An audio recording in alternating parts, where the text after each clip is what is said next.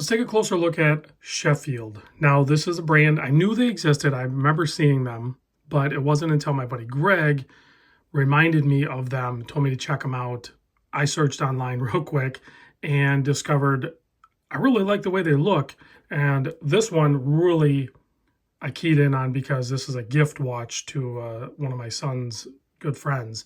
So, as well as this, actually, this G-Shock's going to him as well. Big thanks to Tennessee Mike. Another close friend of mine who has a YouTube channel is trying to hit 1,000 subs. I'll put a link to his YouTube channel down below. Little side plug. Thank you, Mike, for sending that over. But we're going to talk about the Sheffield watches.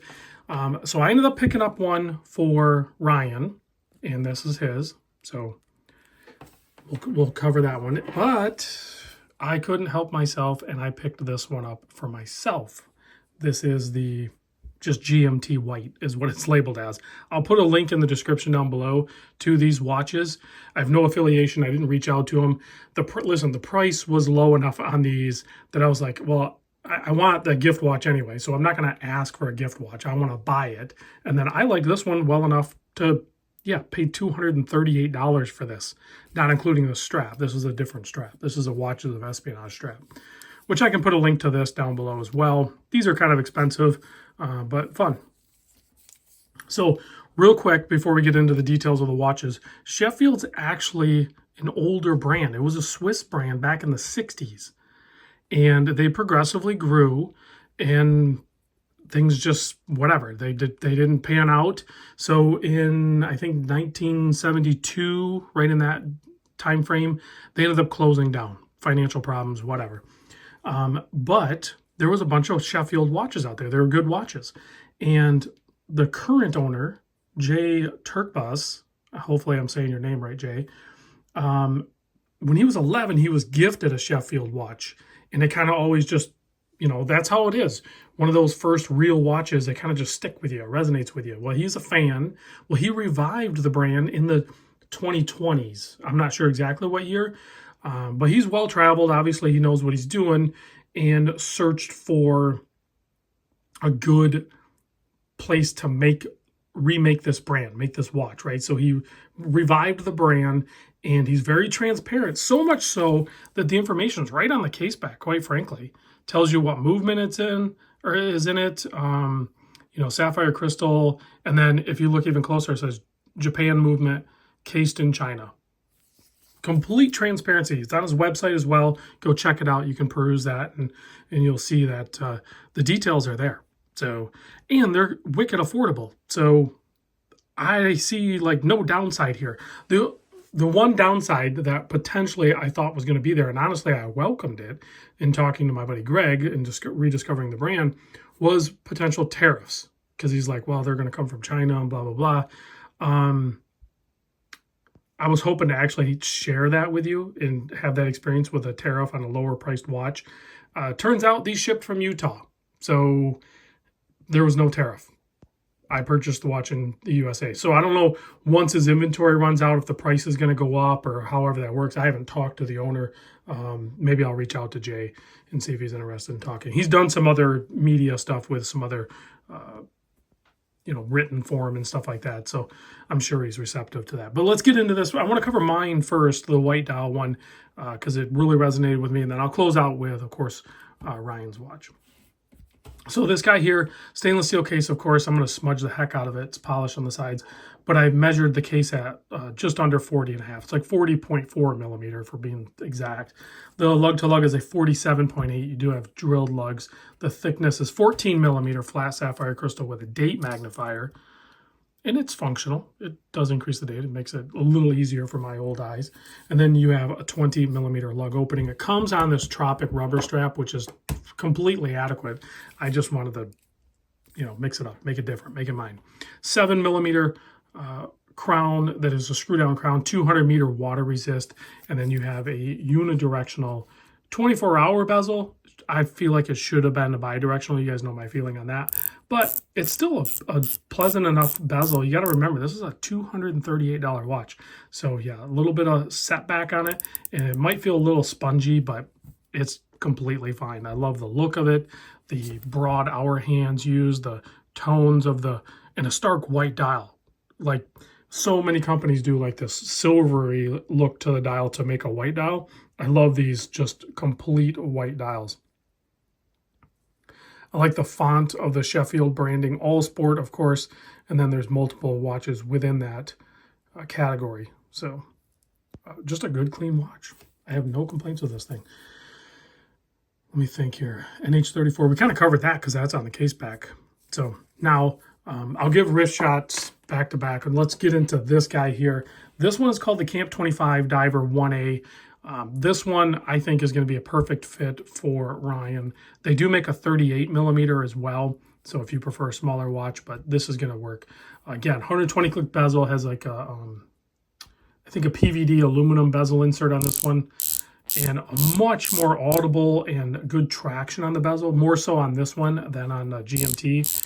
This one's definitely more of a kind of a robust diver look to it. It is a no date, of course, on this one, as you can clearly see, and very military vibe to it, kind of a field watch dial design with that 24-hour track on the inside. The case on this one is 39.15, and then the bezel is 40.5, so a touch smaller. 48 lug to lug, so real similar in that. Does have drilled lugs. 13.5 millimeter thick flat sapphire crystal up top. 20 millimeter lug opening. 7 millimeter signed crown on this one. Also 200 meter water resist. This one's a little bit more at 258, but you know, it has the coating and everything like that, so that increases the cost a little bit. The movement in this one's different as well. It actually has the Miyota 8215, so it's the 8,000 movement. Very good movement. And real quick, I want to show, because Ryan might watch this, to set this, go ahead and unscrew the crown, and then once it pops out in that position, you can wind the movement to get it to start running.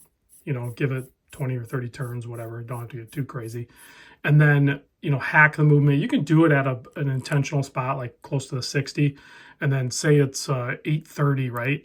So you can go ahead and move the minute hand to the 830 and then go ahead and push that in. You need to kind of push it in a little bit and thread it in. You want to feel for cross threading. If it feels like there's any sort of resistance on it, then what you need to do is push in and backspin and feel it drop into the thread. But this one seems like it's pretty good. You just watched me do it. You don't have to force it or anything to get rough with it. These are kind of fragile if you want to be technical as far as like getting roughhouse with it. So, you know, you can use it. You're not going to break it, but like, you know, don't be a bonehead about it. So that's how you set it. And I wouldn't get too hung up on setting it exactly to the seconds if you have it set to an atomic clock, because these movements and both these aren't going to be that accurate. It's not like, you know, either a quartz watch or even like a, you know, something that's ran off a radio signal or something like that. They're going to be, you know, within 20 or 40 seconds a day. I know that sounds bad, but that's the way automatic watches are. If you want to spend thousands of dollars, then sure, you can get some accuracy out of an automatic movement. But when you're in the $200 range, yeah, you might have to, at the end of the week, reset it. No big deal. Let's do a wrist shot with these things. I am going to include some other straps for the gift watch. Probably some strap habit stuff. I'm not sure what Ryan's going to like to wear on it. I was wearing my Notice Avalon watches of espionage pass-through strap. So, and I don't wear those very often, but I tend to like those. So here's Ryan's watch on wrist on my 7.25 inch wrist. So you can see that. Just a good looking all around watch. It's kind of a sweet spot of a size. Basically that 40 by 48 is just a good all around size, and it has that good solid military vibe to it. Nice black strap. And like I said, I'll include some other ones. Of course, I've been wearing my white GMT plenty. I have a lot of watches, so it's hard to get a watch in rotation. But when I first got this and I got it dialed in with what strap I wanted to utilize on it, then I wore it for like a week straight. So, and it's been a good performer, a great watch all around. So if you're looking for affordable, potentially no tariffs, I didn't have any tariffs, Revival brand, which I absolutely love. So Sheffield, definitely take a look for sure. I think you'll find something that's interesting to you. Check it out. If you already own one, you know, chime in the comments, let other people know. Let me give it a quick blast with the UV light. The other thing you typically get with micro brand watches is really good lume, and these two both perform excellent. So you can see how bright, and I mean, look at all the lume. It's everywhere on this diver watch, and then on this GMT, it glows plenty good too. But this one's like much busier. So let me know what you guys think down in the comments. I appreciate it, and go check out a Sheffield. I think it's a great affordable option. I'll see you on the next one.